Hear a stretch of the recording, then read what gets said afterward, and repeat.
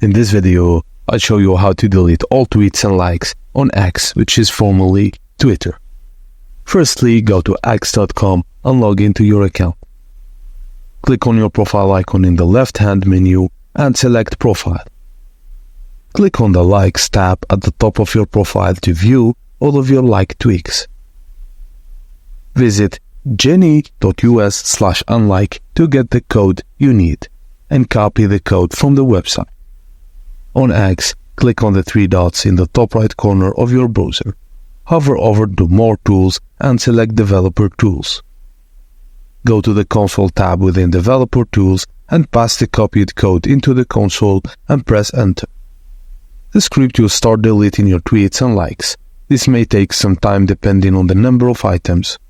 And refresh the page to see if there are any remaining likes or tweets. If there are still present, pass the code back into the console and press Enter again until all deleted. And that's it, guys. Thank you for watching, and please don't forget to like and subscribe for more.